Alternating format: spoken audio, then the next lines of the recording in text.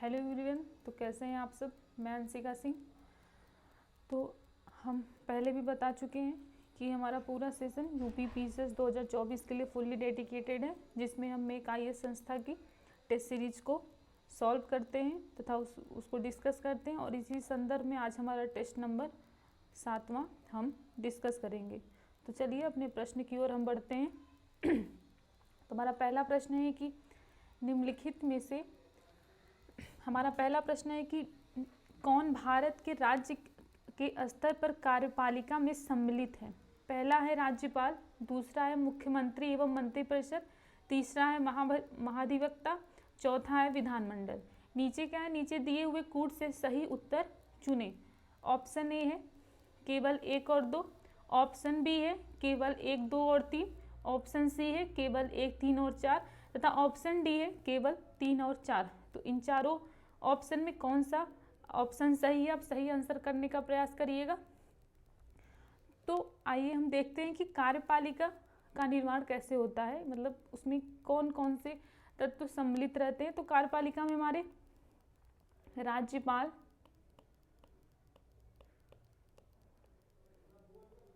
मुख्यमंत्री, मंत्रिपरिषद,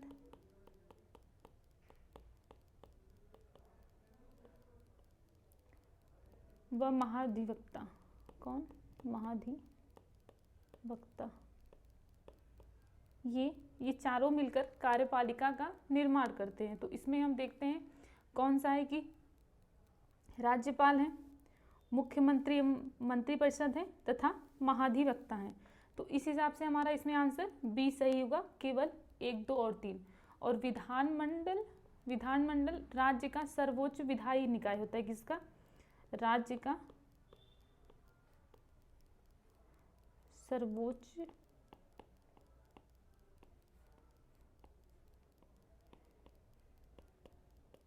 विधायी निकाय होता है। तो अगले प्रश्न की ओर बढ़ते हैं। तुम्हारा अगला प्रश्न है कि अगला प्रश्न क्या है? हमारा अगला प्रश्न है कि निम्नलिखित कथनों पर विचार कीजिए।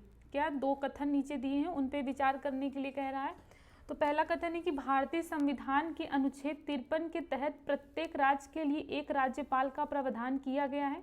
कथन 2 है कि एक व्यक्ति को 2 से अधिक राज्यों के राज्यपाल के रूप में नियुक्त नहीं किया जा सकता है। नीचे दिए गए उपयुक्त कथनों में से कौन सा कथन सही है। ऑप्शन ए है केवल 1 सही है, ऑप्शन बी है न तो 1 सही है न ही 2 सही है, ऑप्शन सी है केवल 2 सही है, ऑप्शन डी है 1 और 2 दोनों सही। तो इन चारों ऑप्शन में कौन सा ऑप्शन सही है, आप सही आंसर करने का प्रयास करिएगा। तो पहले कथन में क्या दिया है, भारतीय संविधान के अनुच्छेद 153 के तहत प्रत्येक राज्यपाल का प्रावधान किया गया है। ये कथन सत्य है, पहला कथन सत्य है। दूसरा है कि एक व्यक्ति को 2 से अधिक राज्यों के राज्यपाल के रूप में नियुक्त नहीं किया जा सकता है। तो ये कथन गलत है, क्योंकि एक व्यक्ति को 2 राज्यों के राज्यपाल के रूप में नियुक्त किया जा सकता है, नियुक्त किया जा सकता है। और राज्यपाल को राष्ट्रपति द्वारा नियुक्त किया जाता है। किसके द्वारा? राष्ट्रपति के द्वारा नियुक्त किया जाता है तथा ये केंद्र द्वारा नामित होते हैं, केंद्र द्वारा नामित होते हैं। तो इस हिसाब से हमारा ऑप्शन ए सही होगा कि केवल 1 कथन सही है। अपने अगले प्रश्न की ओर बढ़ते हैं। तो हमारा अगला प्रश्न है कि भारतीय संविधान के अनुसार निम्नलिखित में से कौन सी राज्यपाल पद के लिए पात्रता या पात्रताएं हैं। पहला है कि वह भारत का नागरिक हो, दूसरा है कि कम से कम 30 वर्ष की आयु पूरी कर चुका हो, तीसरा है लाभ का पद न धारण करता हो। तो इसमें नीचे 4 कूट दिए हैं। पहला ऑप्शन ए है कि केवल 1 और 2, ऑप्शन बी है 1, 2 और 3, ऑप्शन सी है केवल 2 और 3, ऑप्शन डी है केवल 1 और 3। तो इन चारों ऑप्शन में कौन सा ऑप्शन सही है, आप सही आंसर करने का प्रयास करिएगा। तो राज्यपाल के पद का प्रावधान हमारे आर्टिकल 159 में दिया हुआ है। माफ़ करिएगा, इनके शपथ का प्रावधान आर्टिकल 159 में। और राज्यपाल पद की जो अर्हताएं हैं, यानी जो इनकी पात्रता, वो ये है कि भारत का नागरिक होना चाहिए। पहला, भारत का नागरिक हो। दूसरा कि 35 वर्ष की आयु पूरा कर चुका हो, आयु पूरा कर चुका हो। तीसरा है कि संसद के किसी भी सदन का वह सदस्य न हो, यानी दोनों लोकसभा या राज्यसभा का वो सदस्य न हो, और लाभ का पद न धारण करता हो, लाभ का पद न धारण करता हो। तो नीचे क्या दिया था कि कौन सी पात्रताएं, तो भारत का नागरिक हो, ये सही है। कम से कम, नीचे दूसरे में दिया है कि कम से कम 3 वर्ष की आयु पूरा कर चुका हो, यहाँ 30 वर्ष नहीं 35 वर्ष की आयु, तो दूसरा कथन गलत है। तीसरा है कि लाभ का पद न धारण करता हो, तो तीसरा भी सही है। तो इस हिसाब से हमारा ऑप्शन डी सही होगा, केवल 1 और 3। अगले प्रश्न की ओर बढ़ते। तो हमारा अगला प्रश्न है कि निम्नलिखित कथनों पर विचार कीजिए। पहला कथन है कि किसी राज्य का राज्यपाल कुछ विशिष्ट परिस्थितियों में अध्यादेशों को प्रख्यापित कर सकता है। दूसरा है कि भारतीय संविधान का अनुच्छेद 161 राज्यपाल को अध्यादेश जारी करने की शक्ति प्रदान करता है। नीचे दिया कि उपयुक्त कथनों में से कौन सा सही है, ध्यान दीजिएगा। पहला है कि केवल 2 सही है, ऑप्शन बी है 1 और 2 दोनों सही है, सी है न तो 1 सही है न ही 2 सही है, डी है केवल 1 सही है। तो इन चारों ऑप्शन में कौन सा ऑप्शन सही है, सही आंसर करने का प्रयास कीजिएगा। तो इसमें हमारा क्या है, पहला कथन कि किसी राज्य का राज्यपाल कुछ विशिष्ट परिस्थितियों में अध्यादेश को प्रख्यापित कर सकता है, तो पहला कथन सही है। दूसरे कथन में क्या है कि भारतीय संविधान का अनुच्छेद 161 राज्यपाल को अध्यादेश जारी करने की शक्ति देता है, तो दूसरा कथन गलत है। भारतीय संविधान का अनुच्छेद 61 नहीं, अनुच्छेद आर्टिकल 213 राज्यपाल को अध्यादेश जारी करने की शक्ति प्रदान करता है। तो इस हिसाब से हमारा ऑप्शन डी सही होगा, केवल 1 सही है। अगले प्रश्न की ओर बढ़ते हैं। तो हमारा अगला प्रश्न है कि राज्यपाल के संदर्भ में निम्नलिखित कथनों पर विचार कीजिए। पहला कथन है कि वह राष्ट्रपति के प्रसाद पर्यंत पद धारण करता है। दूसरा कथन है कि वह संबंधित राज्य के मुख्यमंत्री को संबोधित अपने हस्ताक्षर सहित लेख द्वारा अपना पद त्याग कर सकता है। तीसरा कथन है कि वह अपने पद की अवधि समाप्त हो जाने पर भी तब तक पद धारण करता रहेगा जब तक उसका उत्तराधिकारी अपना पद धारण नहीं कर लेता है। तो नीचे दिया है कि उपयुक्त कथनों में से कौन सा सही है, तो ऑप्शन ए है 1, 2, 3 तीनों सही है, ऑप्शन बी है केवल 1 और 3 सही है, सी है केवल 1 और 2 सही है, डी है केवल 2 और 3 सही है। तो इन चारों ऑप्शन में कौन सा ऑप्शन सही है, सही आंसर करने का प्रयास करिएगा कमेंट सेक्शन में। तो पहला कथन क्या कह रहा है कि वह राष्ट्रपति के प्रसाद पर्यंत धारण करता है, तो ये सही है कि राज्यपाल की नियुक्ति राष्ट्रपति करते हैं। दूसरा कथन है कि वह संबंधित राज्य के मुख्यमंत्री को संबोधित अपने हस्ताक्षर सहित लेख द्वारा पद त्याग सकता है। यहाँ ये कथन गलत है क्योंकि वह मुख्यमंत्री को नहीं, राष्ट्रपति को, किसे, राष्ट्रपति को संबोधित अपने हस्ताक्षर में सही लेख द्वारा पद त्याग कर सकता है। तीसरा कथन है कि वह अपने पद की अवधि समाप्त हो जाने पर भी तब तक पद धारण करता है जब तक उसका उत्तराधिकारी अपना पद ग्रहण नहीं कर लेता है। तो तीसरा कथन भी सत्य है। तो इस हिसाब से इसमें हमारा ऑप्शन बी सही होगा, केवल 1 और 3। अगले प्रश्न की ओर बढ़ते हैं। हमारा अगला प्रश्न है कि किसी राज्य की मंत्रिपरिषद के संदर्भ में निम्नलिखित कथनों पर विचार कीजिए। पहला कथन है कि मंत्री राज्यपाल के प्रसाद पर्यंत अपने पद धारण करते हैं। दूसरा है कि मुख्यमंत्री सहित मंत्रियों की कुल संख्या उस राज्य की विधानसभा के सदस्यों की कुल संख्या के अधिकतम 10% निर्धारित है। नीचे देखो उपयुक्त कथनों में से कौन सा सही है, तो ऑप्शन ए है केवल 1 सही है, बी है न तो 1 सही है न ही 2 सही है, सी है केवल 2 सही है, डी है 1 और 2 दोनों सही है। तो इन चारों ऑप्शन में कौन सा ऑप्शन सही है, सही आंसर करने का प्रयास करिएगा। तो इसमें क्या है कि मंत्री राज्यपाल के प्रसाद पद पर धारण करते हैं पद, और दूसरा कथन है कि मुख्यमंत्री सहित मंत्रियों की कुल संख्या उस राज्य की विधानसभा के सदस्यों की कुल संख्या के अधिकतम 10% निर्धारित रहती है। तो दूसरा कथन असत्य है, 10% नहीं 15% होगा। और पहला है कि मंत्री राज्यपाल के प्रसाद पर्यंत अपने पद धारण करते हैं, तो पहला सही है, तो इस हिसाब से हमारा ऑप्शन ए सही होगा, केवल एक। अगले प्रश्न की ओर बढ़ते हैं। तुम्हारा अगला प्रश्न है कि निम्नलिखित कथनों पर विचार कीजिए। पहला कथन है कि किसी राज्य का राज्यपाल अपने पद पर रहते हुए अपने द्वारा किए गए कार्यों के लिए किसी भी न्यायिक अभियोग के लिए उत्तरदायी नहीं है। दूसरा है कि राज्यपाल के व्यक्तिगत कार्यों के लिए उनके पद धारण के दौरान उनके विरुद्ध सिविल मुकदमा नहीं चलाया जा सकता है। नीचे दिए गए उपयुक्त कथनों में से कौन सा सही है? कौन सा सही है? पहला है ऑप्शन ए है 1 और 2 दोनों सही है, बी है केवल 2 सही है, सी है न तो 1 सही है न ही 2 सही है, तथा डी है केवल 1 सही है। तो इन चारों ऑप्शन में कौन सा ऑप्शन सही है? सही आंसर करने का प्रयास करिएगा। तो पहला कथन दिया है कि किसी राज्य का राज्यपाल अपने पद पर रहते हुए अपने द्वारा दिए गए कार्यों के लिए किसी भी न्यायिक अभियोग के लिए उत्तरदायी नहीं है, तो पहला कथन हमारा सही है।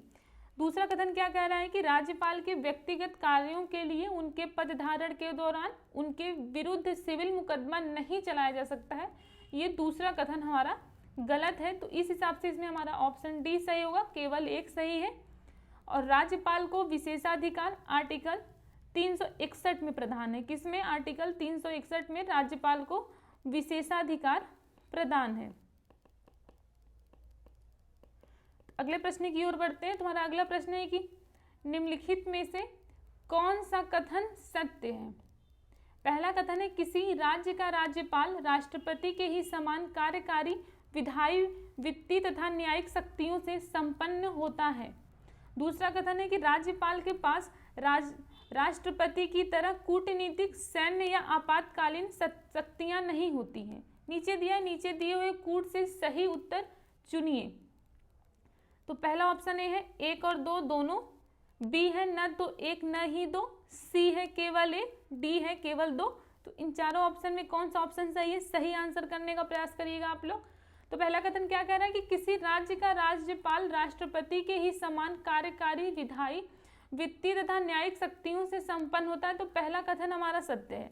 दूसरा कथन है कि राज्यपाल के पास राष्ट्रपति की ही तरह कूटनीतिक, सैन्य या आपातकालीन शक्तियां नहीं होती हैं, तो दूसरा कथन भी हमारा सत्य है। तो इस हिसाब से हमारा ऑप्शन ए सही होगा, 1 और 2 दोनों। और राज्य की जो कार्यकारी शक्ति राज्यपाल में निहित है वो अनुच्छेद 154 क्लॉज 1 के अंतर्गत आती है।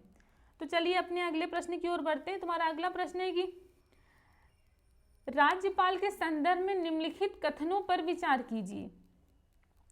पहला कथन है कि वह उच्च न्यायालय के न्यायाधीशों की नियुक्ति के विषय में राष्ट्रपति को परामर्श देता है। दूसरा कथन है कि वह राज्य में संवैधानिक तंत्र के विफल हो जाने पर अनुच्छेद 356 के अंतर्गत राष्ट्रपति शासन की अनुशंसा करता है।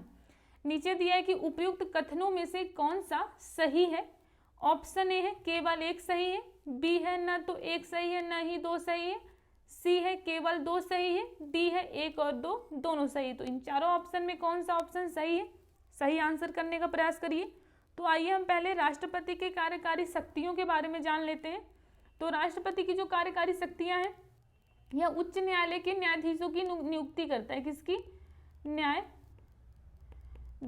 की नियुक्ति उच्च न्यायालय के करते हैं। नियुक्ति के, माफ करिएगा, उच्च न्यायालय के जो न्यायाधीशों की नियुक्ति के रूप में, नियुक्ति के विषय पर राष्ट्रपति को ये परामर्श देते हैं।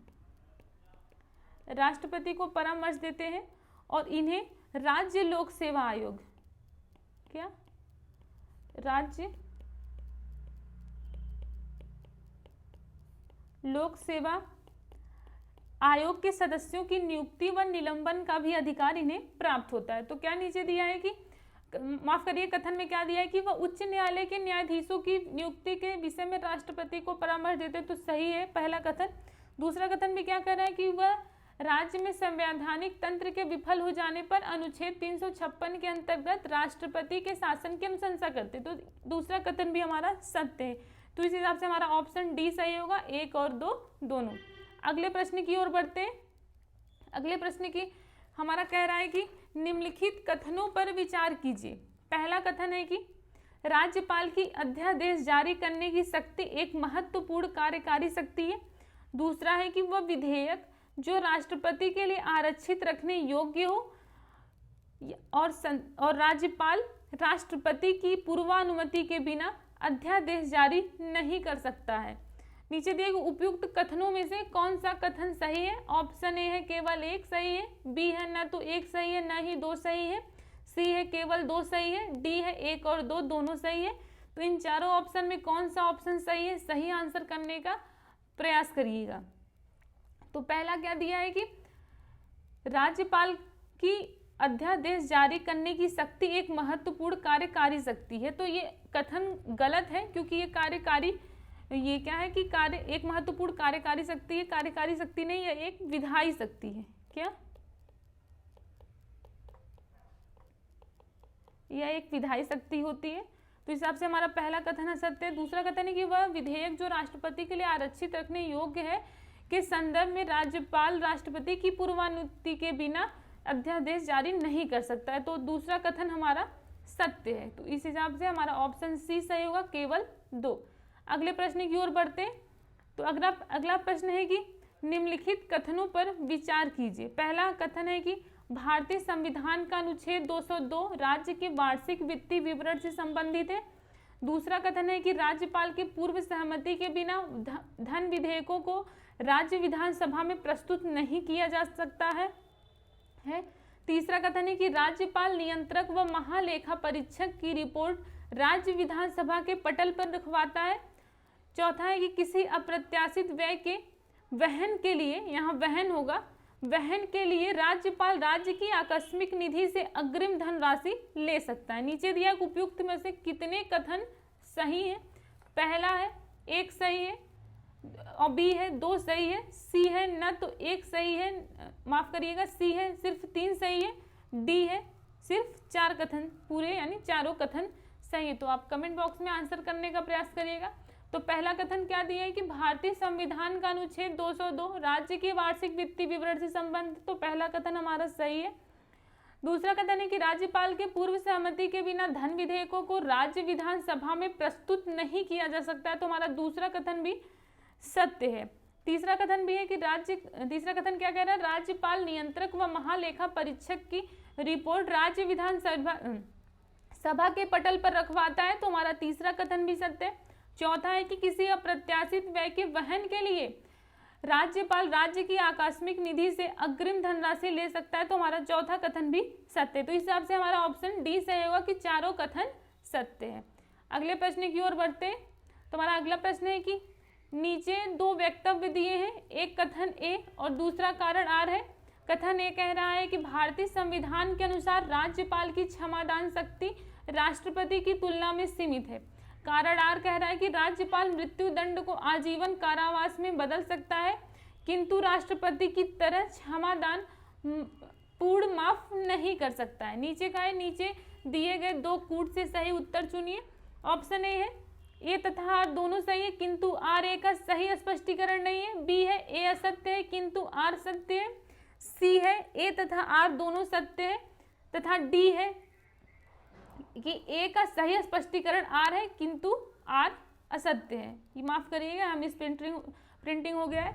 तो आप चारों ऑप्शन में कौन सा ऑप्शन सही है, सही आंसर करने का प्रयास करिएगा।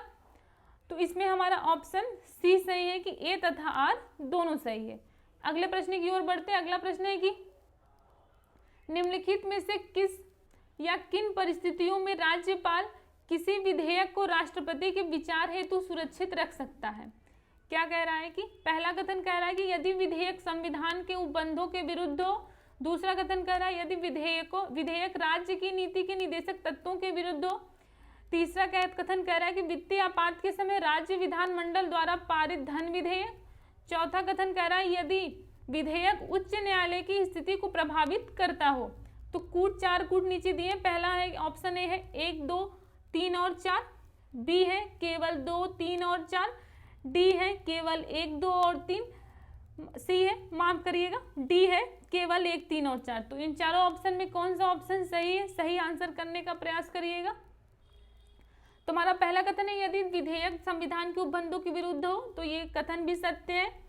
दूसरा कथन यदि विधेयक राज्य की नीति से निर्देशक तत्वों के विरुद्ध, दूसरा भी सत्य है। तीसरा भी कह रहा है कि वित्तीय आपात के समय राज्य विधानमंडल द्वारा पारित धन विधेयक राज्यपाल राष्ट्रपति के विचार हेतु सुरक्षित रखता है, तुम्हारा तीसरा कथन भी सत्य है। चौथा है यदि विधेयक उच्च न्यायालय की स्थिति को प्रभावित करता है, तो हमारा ये भी चौथा कथन भी सत्य है। तो इस हिसाब से हमारा ऑप्शन ए सही होगा, 1, 2, 3 और 4। अगले प्रश्न की ओर बढ़ते। तो अगला प्रश्न है कि निम्नलिखित में से किस या किन संदर्भों में किसी राज्य का राज्यपाल स्वयं के विवेक से निर्णय ले सकता है। पहला ऑप्शन दिया है कि विधानमंडल द्वारा, माफ करिएगा, कथन पहला है कि विधानमंडल द्वारा पारित किसी विधेयक को राष्ट्रपति के विचार हेतु आरक्षित करना। दूसरा कथन है कि किसी मंत्री द्वारा लिए गए निर्णय को मंत्री परिषद के समक्ष विचार करने हेतु रखना, विचार हेतु रखने को कहना। तीसरा कथन कह रहा है कि मुख्यमंत्री सहित किसी मंत्री के विरुद्ध भ्रष्टाचार आदि के आरोपों के आधार पर मुकदमा दायर करने का आदेश देना। नीचे 4 कूट दिए। पहला ऑप्शन है 1, 2 और 3, बी है केवल 1, सी है केवल 1 और 2, डी है केवल 1 और 3। तो इन चारों ऑप्शन में कौन सा ऑप्शन सही है, सही आंसर करने का प्रयास करिएगा।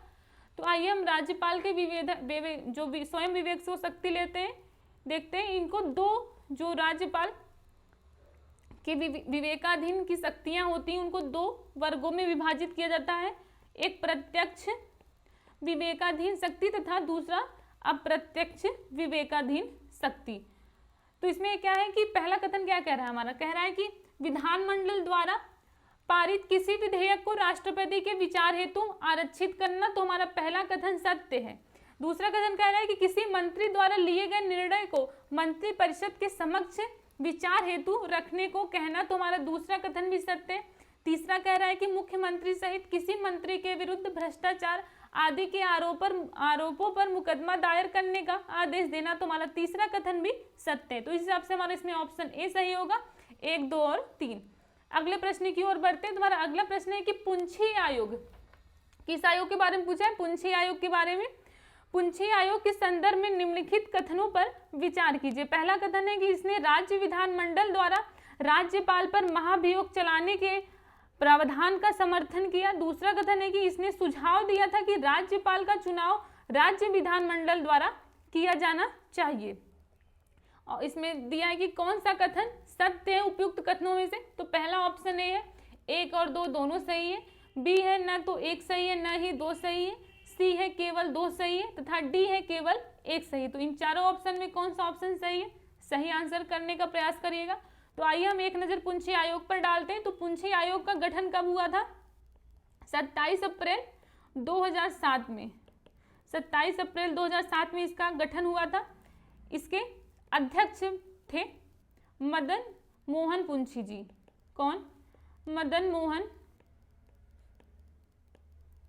पुंछी जी। और इसका उद्देश्य था केंद्र राज्य संबंधों से जुड़े नए मुद्दों पर विचार करना तथा संविधान से जो प्रसाद पर्यंत के सिद्धांत है उसको हटाने की सिफारिश की गई थी इस आयोग द्वारा। तो चलिए हम कथनों पर नजर डालते हैं। तो पहला कथन है कि इस राज्य विधानमंडल द्वारा राज्यपाल पर महाभियोग चलाने का समर्थन किया गया है। तो इसमें पहला कथन सत्य है। दूसरा कथन है कि इसने सुझाव दिया कि राज्यपाल द्वारा चुनाव राज्य विधानमंडल द्वारा ही किया जाना चाहिए। तो हमारा दूसरा कथन असत्य। तो इस हिसाब से हमारा ऑप्शन डी सही होगा, केवल 1। अगले प्रश्न की ओर बढ़ते हैं। तुम्हारा अगला प्रश्न है निम्नलिखित कथनों पर विचार कीजिए। पहला कथन है कि एक व्यक्ति जो राज्य विधानमंडल का सदस्य नहीं है उसे 6 महीने के लिए मुख्यमंत्री के रूप में नियुक्त किया जा सकता है। दूसरा कथन है कि विधान परिषद के सदस्य को मुख्यमंत्री नहीं बनाया जा सकता है। नीचे दिए उपयुक्त कथनों में से कौन सा सही है। ऑप्शन ए है 1 और 2 दोनों सही है। बी है न तो 1 सही है न ही 2 सही है। सी है केवल 1 सही है। डी है केवल 2 सही। तो इन चारों ऑप्शन में कौन सा ऑप्शन सही है, सही आंसर करने का प्रयास करिएगा। तो इसमें क्या है कि एक व्यक्ति जो राज्य विधानमंडल का सदस्य नहीं, उसे 6 महीने के लिए मुख्यमंत्री रूप में नियुक्त किया जा सकता है। तो पहला हमारा कथन सत्य है। दूसरा कथन है कि विधान परिषद के सदस्य को मुख्यमंत्री नहीं बनाया जा सकता है, तो दूसरा कथन हमारा असत्य है। तो इस हिसाब से हमारा ऑप्शन सी सही होगा, केवल एक। अगले प्रश्न की ओर बढ़ते हैं। तुम्हारा अगला प्रश्न है कि मुख्यमंत्री के संदर्भ में निम्नलिखित कथनों पर विचार कीजिए। किसके संदर्भ में, मुख्यमंत्री के संदर्भ में। तुम्हारा पहला कथन है कि वह राज्यपाल के प्रसाद पर्यंत पद धारण करता है। दूसरा है कि मुख्यमंत्री की सेवानिवृत्ति आयु सीमा 75 वर्ष है। नीचे दिया गया उपयुक्त कथनों में से कौन सा कथन सत्य है? तो ऑप्शन ए है केवल 2 सही है, बी है न तो 1 सही है न ही 2 सही है, सी है केवल 1 सही है तथा डी है 1 और 2 दोनों सही है। तो इन चारों ऑप्शन में कौन सा सही ऑप्शन है, सही आंसर करने का प्रयास करिएगा। तो पहला है क्या है, वह राज्यपाल के प्रसाद पर्यंत पद धारण करता है। तो ये सत्य है, राज्यपाल ही मुख्यमंत्री का शपथ ग्रहण करवाते हैं। दूसरा है कि मुख्यमंत्री की सेवानिवृत्ति आयु सीमा 75 वर्ष है। तो दूसरा कथन असत्य है। तो इस हिसाब से हमारा ऑप्शन सी सही होगा, केवल 1 सही है। अगले प्रश्न की ओर बढ़ते हैं। तो अगला प्रश्न है निम्नलिखित कथनों पर विचार कीजिए। पहला कथन है कि राज्यपाल केवल उन्हीं व्यक्तियों को मंत्री के रूप में नियुक्त करता है जिनकी सिफारिश मुख्यमंत्री द्वारा की जाती है। दूसरा कथन है कि मुख्यमंत्री पद से इस्तीफा देकर मंत्री परिषद का विघटन कर सकता है। नीचे दिए गए उपयुक्त कथनों में से कौन सा सही है? ऑप्शन ए है केवल 1 सही है, बी है न तो 1 सही है न ही 2 सही है, सी है केवल 2 सही है तथा डी है 1 और 2 दोनों सही है। तो इन चारों ऑप्शन में कौन सा ऑप्शन सही है, सही आंसर करने का प्रयास करिएगा। तो हमारे आर्टिकल 167 में यानी आर्टिकल 167 में कहा गया है कि इसके तहत राज्यपाल और मंत्री परिषद के बीच मुख्यमंत्री एक कड़ी के रूप में कार्य करता है। किसके रूप में? एक कड़ी के रूप में कार्य करता है। तो पहला कथन है कि राज्यपाल केवल उन्हीं व्यक्तियों को मुख्यमंत्री के रूप में नियुक्त करता है जिनकी सिफारिश मुख्यमंत्री द्वारा की जाती है। तो हमारा पहला कथन सत्य है। दूसरा है कि मुख्यमंत्री पद से इस्तीफा देकर मंत्री परिषद का विघटन कर सकता है। तो हमारा दूसरा कथन भी सत्य है। तो इस हिसाब से हमारा इसमें ऑप्शन डी सही होगा, 1 और 2 दोनों। अपने अगले प्रश्न की ओर हम बढ़ते हैं।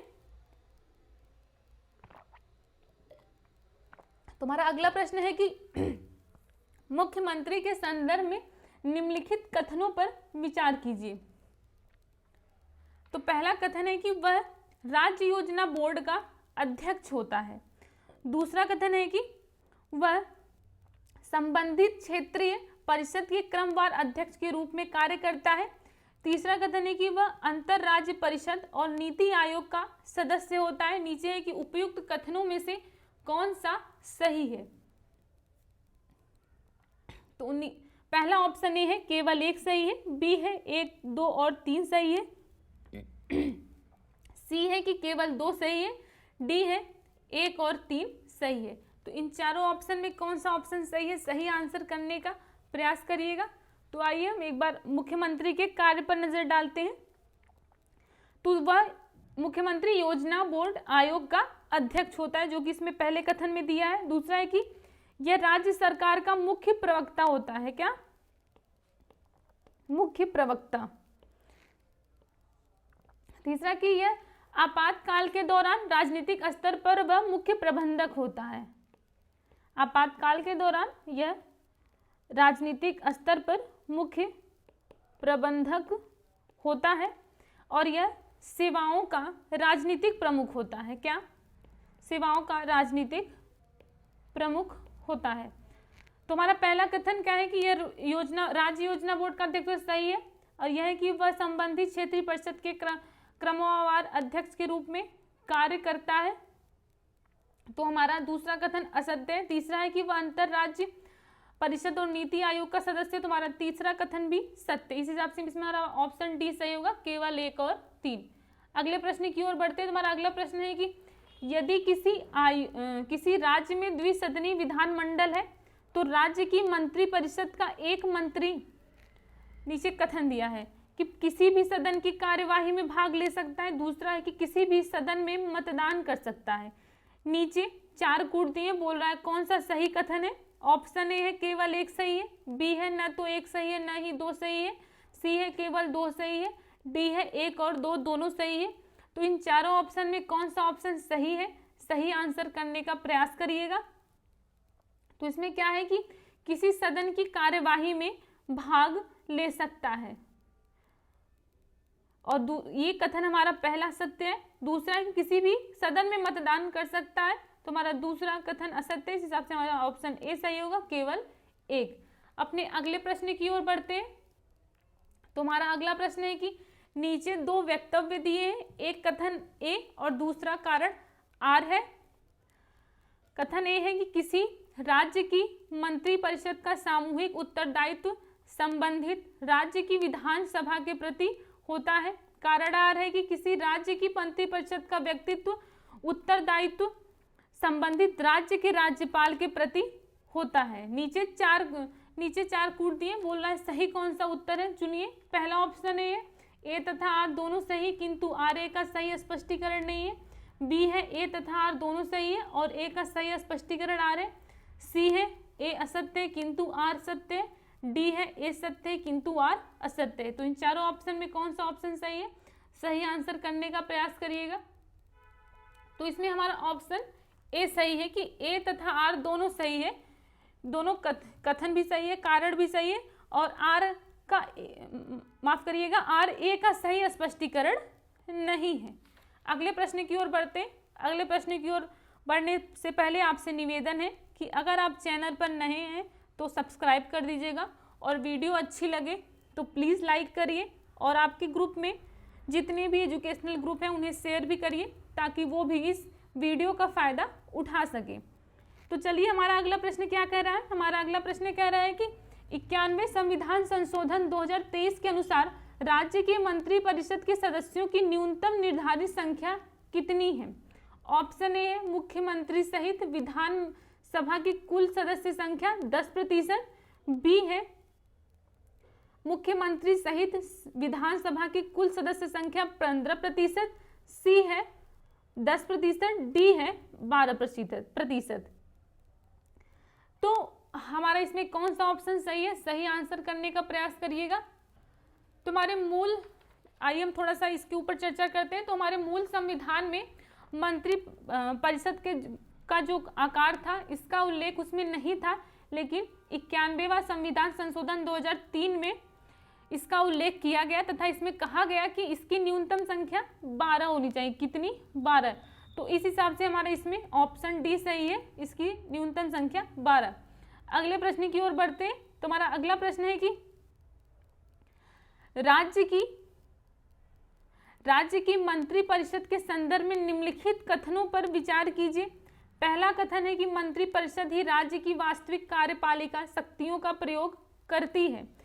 दूसरा है कि राज्यपाल शासन के उच्च पदों पर नियुक्ति मंत्रिपरिषद की सिफारिश पर ही करता है। नीचे दिए कि उपयुक्त कथनों में से कौन सा सही है। ऑप्शन ए है केवल 2 सही है, ऑप्शन बी है न तो एक सही है न ही 2 सही है, सी है केवल 1 सही है, डी है 1 और 2 दोनों सही है। तो इन चारों ऑप्शन में कौन सा ऑप्शन सही है, सही आंसर करने का प्रयास करिएगा। तो पहला कथन है कि मंत्रिपरिषद ही राज्य की वास्तविक कार्यपालिका शक्तियों का प्रयोग करती है, तो पहला कथन भी हमारा सत्य है। दूसरा कथन है कि राज्यपाल शासन के उच्च पदों पर नियुक्ति मंत्रिपरिषद की सिफारिशों पर ही करता है, तो हमारा दूसरा कथन भी सत्य थी। इस हिसाब से हमारा इसमें ऑप्शन डी सही होगा, 1 तथा 2 दोनों सत्य है। अगले प्रश्न की ओर बढ़ते हैं। तुम्हारा अगला प्रश्न है कि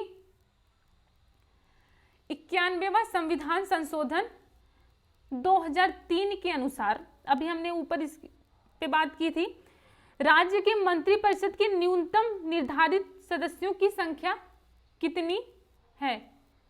शायद वही प्रश्न फिर आ गया है, हमारा 22वां प्रश्न फिर आ गया, माफ करिएगा। आगे बढ़ते, 23वां भी प्रश्न हमारा वही आ गया है। फिर आज 24वें प्रश्न पे हम चलते हैं। तो हमारा 24वां प्रश्न है कि महाधिवक्ता के संदर्भ में निम्नलिखित कथनों पर विचार कीजिए।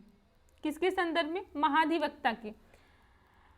प्रश्न पहला कथन है कि वह राज्य का सर्वोच्च कानून अधिकारी होता है। दूसरा कथन है कि वह भारत के राष्ट्रपति के प्रसाद पर्यंत पद धारण करता है। तीसरा है कि वह उच्च न्यायालय का न्यायाधीश नियुक्त होने की अर्हता धारण करता है। चौथा है कि उसके वेतन एवं भत्तों का निर्धारण संबंधित राज्य के विधानमंडल द्वारा किया जाता है। नीचे लिखा गया उपयुक्त कथनों में से कितने सही है, कितने कथन सही है। ऑप्शन ए है 1 सही है, बी है 2 सही है, सी है 3 सही है, डी है 4 सही है। तो इन चारों ऑप्शन में कौन सा आंसर ऑप्शन सही है, सही आंसर करने का प्रयास करिएगा। तो हमारे जो राज्य के महाधिवक्ता है इनका प्रावधान आर्टिकल 165 में है। उसके अनुसार ये राज्य के सर्वोच्च कानून अधिकारी होते हैं। क्या? राज्य के सर्वोच्च कानून अधिकारी होते हैं।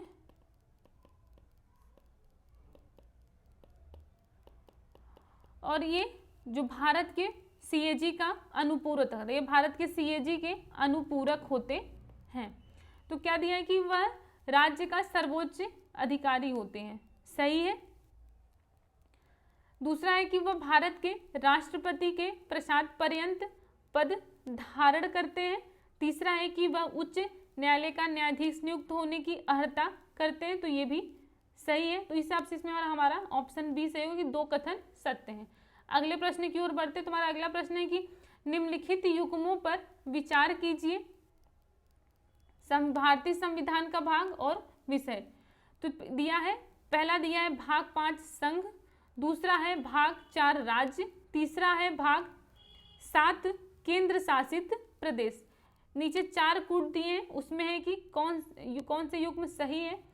तो पहला है 1, 2 और 3, बी है केवल 1 और 2, सी है केवल 2, डी है केवल 1। तो इन चारों ऑप्शन में कौन सा ऑप्शन सही है, सही आंसर प्रयास करिएगा। तो हमारा पहला क्या है कि भाग 5 संघ सही है। दूसरा है कि भाग 6 राज्य, ये भी सही है। तीसरा है कि भाग 7 केंद्र शासित प्रदेश, तो ये हमारा गलत है, इसमें केंद्र शासित प्रदेश नहीं होगा। तो इस हिसाब से इसमें हमारा ऑप्शन बी सही है, केवल 1 और 2। और भाग 7 में हमारा है कि भाग 7 में मतलब संविधान के 7वें संशोधन द्वारा यह निरस्त कर दिया गया था भाग 7। चलिए अपने अगले प्रश्न की ओर बढ़ते। तुम्हारा अगला प्रश्न है कि निम्नलिखित कथनों पर विचार कीजिए। पहला कथन है कि भारतीय संविधान का अनुच्छेद 168 राज्य विधायिका से संबंधित है। दूसरा कथन है कि वर्तमान में भारत के 8 राज्यों में द्विसदनीय विधानमंडल है। नीचे दिए गए उपयुक्त कथनों में से कौन सा सही है। ऑप्शन ए है केवल 2 सही है, बी है 1 और 2 दोनों सही है, सी है न तो 1 सही है न ही 2 सही है, डी है केवल 1 सही। तो इन चारों ऑप्शन में कौन सा ऑप्शन सही है, सही आंसर करने का प्रयास करिएगा। तो क्या दिया है कि भारतीय संविधान का अनुच्छेद 168 राज्य विधायिका से संबंधित है। और दूसरा है कि वर्तमान में भारत के 8 राज्यों में द्विसदनीय विधान मंडल है, बल्कि ये गलत है, 8 राज्यों में नहीं 6 राज्यों में विधान मंडल है। तो इस हिसाब से हमारा ऑप्शन डी सही होगा, केवल 1 सही है। अपने अगले प्रश्न की ओर बढ़ते हैं। तुम्हारा अगला प्रश्न है कि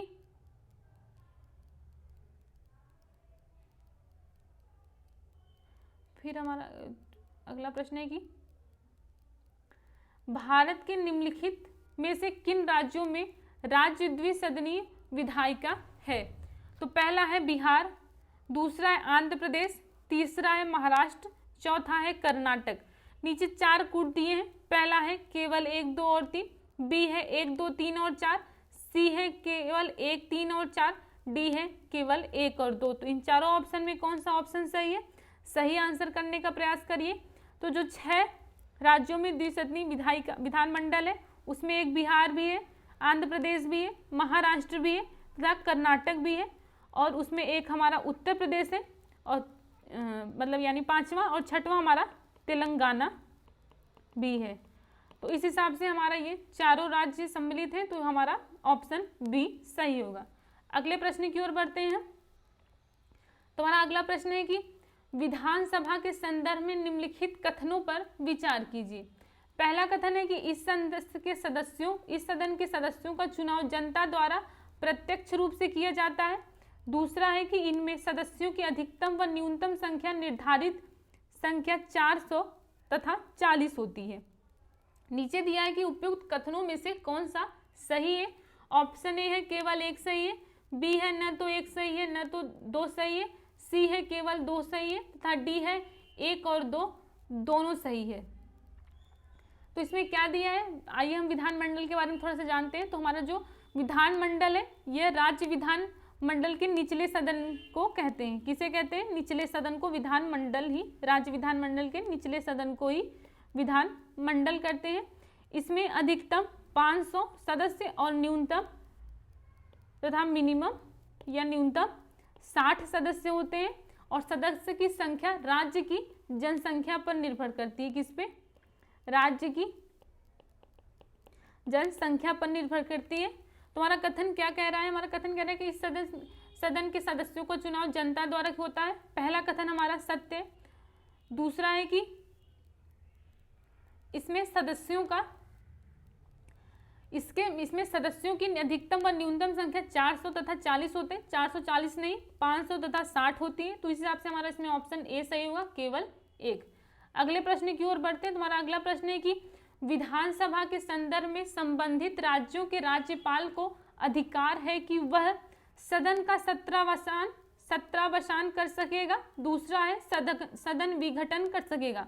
नीचे 4 कूट दिए हैं। ऑप्शन ए है केवल 2 सही है, ऑप्शन बी है न तो एक न ही 2, सी है एक और दो दोनों, डी है केवल एक। तो इन चारों ऑप्शन में कौन सा ऑप्शन सही है? सही आंसर करने का प्रयास करिए। तो क्या दिया कि विधानसभा के संदर्भ में, हम पहले भी पिछले प्रश्न में जान चुके हैं। तो विधानसभा के संदर्भ में संबंधित राज्य के राज्यपाल को अधिकार है कि वह सदन का सत्रावसान कर सकेगा। तो ये सत्य है। दूसरा है कि सदन का विघटन कर सकेगा। तो हमारा ये भी सत्य है। तो इस हिसाब से हमारा ऑप्शन सी सही होगा, एक और दो दोनों। तो अगले प्रश्न की ओर बढ़ते हैं। तुम्हारा अगला प्रश्न क्या कह रहा है? हमारा अगला प्रश्न कह रहा है कि भारतीय संविधान अनुच्छेद 199 के अनुसार निम्नलिखित में से कौन से धन विधेयक है? पहला है किसी कर के अधिरोपण, उत्पादन, परिहार, परिवर्तन या विनियमन से संबंधित विधेयक। दूसरा है राज्य की संचित निधि या आकस्मिकता निधि से धन जमा करना या उसमें से धन निकालना। तीसरा है किसी व्यय को राज्य को की संचित निधि पर भारतीय व्यय घोषित करना। तो नीचे 4 कूट दिए हैं। ए है केवल 2 और 3, बी है केवल माफ करिएगा 1, 2 और 3, सी है केवल 1 और 2, डी है केवल 1 और 3। तो इन चारों ऑप्शन में कौन सा सही आंसर है? सही प्रयास करिएगा। तो हमारे आर्टिकल 199 में क्या है कि धन विधेयक की परिभाषा दी गई है। धन विधेयक की परिभाषा दी गई है। तो पहला कथन भी हमारे हिसाब से है किसी कर के अधिरोपण, उत्साहन, परिहार, परिवर्तन या विनियमन से संबंधित विधेयक। दूसरा कथन भी सत्य है कि राज्य की संचित निधि या आकस्मिकता निधि से धन जमा करना या उसे धन निकालना। तीसरा है कि किसी व्यय को राज्य की संचित निधि पर भारित व्यय घोषित करना। तो हमारा तीसरा कथन भी सत्य है। तो इस हिसाब से हमारा ऑप्शन बी इसमें सही होगा। अगले प्रश्न की ओर बढ़ते हैं। तुम्हारा अगला प्रश्न है कि निम्नलिखित कथनों पर विचार कीजिए। पहला कथन है कि संविधान के अनुसार किसी राज्य की विधानसभा का क्या है कि संविधान के अनुसार किसी राज्य की विधानसभा का सदस्य बनने हेतु निर्धारित न्यूनतम आयु सीमा 30 वर्ष है। दूसरा है कि विधानसभा का सदस्य बनने हेतु जन्म से भारत का नागरिक होना अनिवार्य है। नीचे दिए गए उपयुक्त कथनों में से कौन सा सही है? तो ऑप्शन ए है केवल एक सही है, बी है न तो एक सही है न ही 2 सही है, सी है केवल 2 सही है तथा डी है 1 और 2 दोनों सही है। तो आइए हम विधानसभा के सदस्यों की योग्यता जान लेते हैं। इनकी योग्यता का प्रावधान आर्टिकल 173 यानी 173 में दिया है। इनकी योग्यता क्या है कि भारत का नागरिक हो,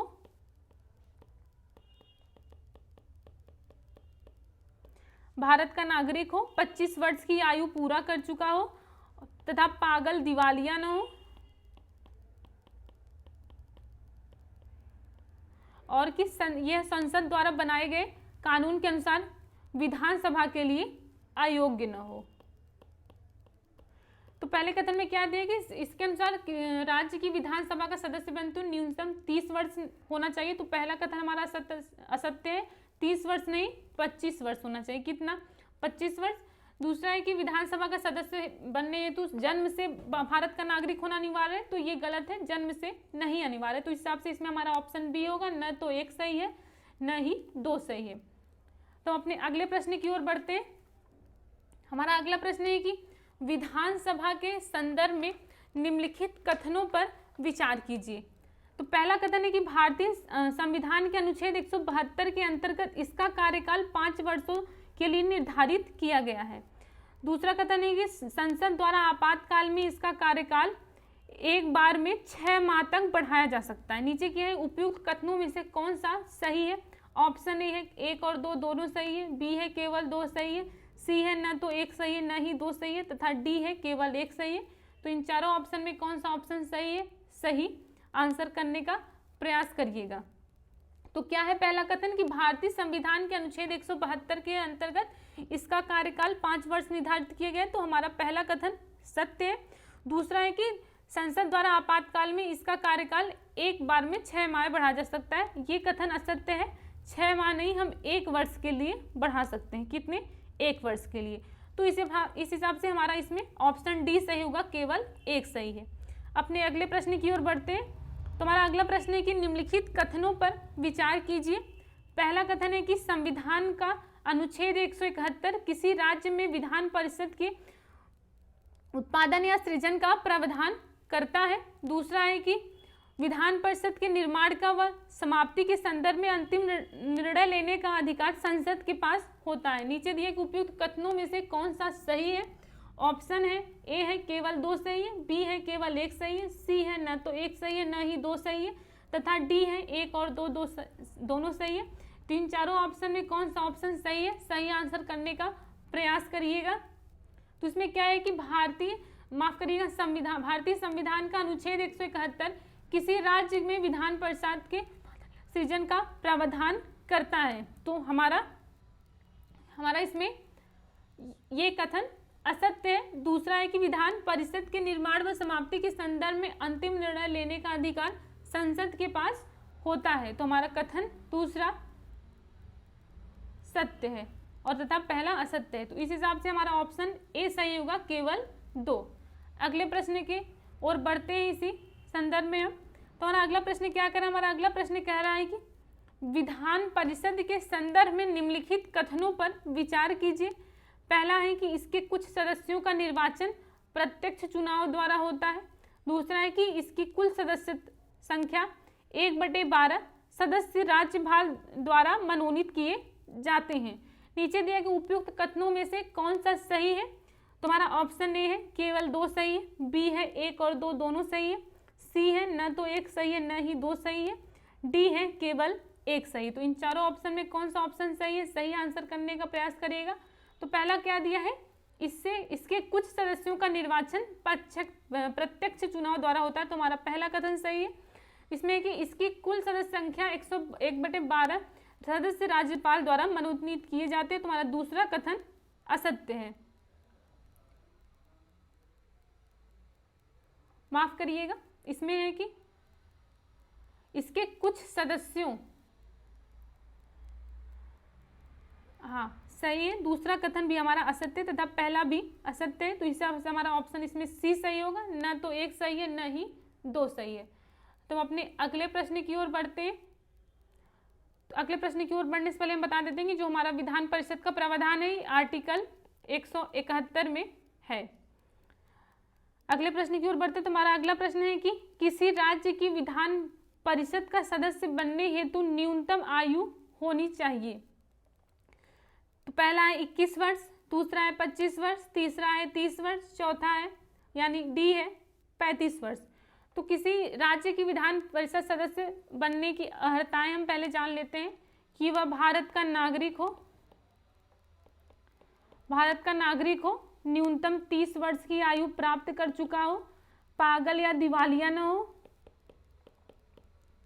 तथा जिस क्षेत्र से वह चुनाव लड़ रहा हो वहां की मतदाता सूची में उसका नाम शामिल हो। तो इस हिसाब से इसमें हमारा ऑप्शन सी होगा कि वह 30 वर्ष की न्यूनतम आयु प्राप्त कर चुका हो। अगले प्रश्न की ओर बढ़ते हैं। तुम्हारा अगला प्रश्न है कि राज्य विधायिका के संदर्भ में निम्नलिखित कथनों पर विचार कीजिए। पहला कथन है कि संविधान संशोधन विधेयक के संदर्भ में निम्नलिखित, माफ करिएगा, संदर्भ में विधान परिषद को विधानसभा के समान अधिकार प्राप्त है। दूसरा है कि विधान परिषद किसी भी विधेयक को अधिकतम 14 दिन तक ही रोक सकती है। नीचे दिया कि उपयुक्त कथनों में से कौन सा सही है। ऑप्शन ए है केवल 2, बी है केवल 1, सी है न ही 1 न ही 2, डी है 1 और 2 दोनों। तो इन चारों ऑप्शन में कौन सा सही है, सही आंसर करने का प्रयास करिएगा। तुम्हारा पहला कथन है कि संविधान संशोधन विधेयक के संदर्भ में विधान परिषद को विधानसभा के समान अधिकार प्राप्त है, तो ये हमारा असत्य है। दूसरा भी हमारा असत्य है कि विधानसभा किसी विधेयक को अधिकतम 14 दिन तक रोक सकती है। तो इस हिसाब से हमारा ऑप्शन इसमें सी सही होगा, न तो 1 न ही 2। अगले प्रश्न की ओर बढ़ते हैं। तुम्हारा अगला प्रश्न है कि निम्नलिखित कथनों पर विचार कीजिए। पहला कथन है कि विधान परिषद के सभापति का चुनाव परिषद के सदस्यों के बीच ही किया जाता है। दूसरा कथन है कि राज्यसभा में सदस्य के सभी राज्यों का प्रतिनिधित्व होता है। नीचे दिए गए उपयुक्त कथनों में से कौन सा सही है। पहला है केवल 1 सही है, बी है न तो 1 सही है न ही 2 सही है, सी है केवल 2 सही है, डी है 1 और 2 दोनों सही है। तो इन चारों ऑप्शन में कौन सा सही ऑप्शन है, सही आंसर करने का प्रयास कीजिए। तो पहला क्या दिया है कथन, विधान परिषद के सभापति का चुनाव परिषद के सदस्यों से भी किया जाता है, तो हमारा पहला कथन सत्य है। दूसरा भी हमारा सत्य है। इसमें क्या कहा है कि राज्यसभा में देश के सभी राज्यों का प्रतिनिधित्व होता है, तो हमारा दूसरा कथन भी सत्य है। तो इस हिसाब से हमारा इसमें ऑप्शन डी सही होगा, 1 और 2 दोनों। अगले प्रश्न की ओर बढ़ते हैं। तुम्हारा अगला प्रश्न सुमेलित करने वाला है। नीचे दिए गए सूची राज्य को सूची द्वितीय विधान सभा सदस्य संख्या से सुमेलित कीजिए। तो सूची प्रथम ये राज्य है, सूची द्वितीय ये संख्या है। तो आइए हम सुमेलित करने का प्रयास करते हैं। तो पहला हमारा हो जाएगा उड़ीसा में 147 विधानसभा सदस्यों की संख्या है, पंजाब में 117 है, तेलंगाना में 119 है, उत्तराखंड में 70 है। तो इस हिसाब से हमारा इसमें ऑप्शन बी सही होगा। अगले प्रश्न की ओर बढ़ते हैं। हमारा ये अंतिम सेकंड लास्ट प्रश्न है।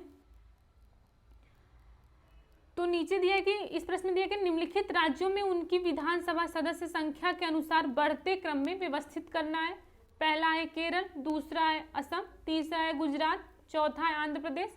तो आइए हम जानते हैं कि केरल में कितने विधानसभा सदस्य संख्या है। तो इसमें 140 है, असम में 126 है, गुजरात में 182 तथा आंध्र प्रदेश में 175 है। तो इस हिसाब से इसमें क्या है देखिए, जिसमें सदस्य संख्या हमारा ऑप्शन इसमें ए सही हो जाएगा। 2, 1, 4 और 3।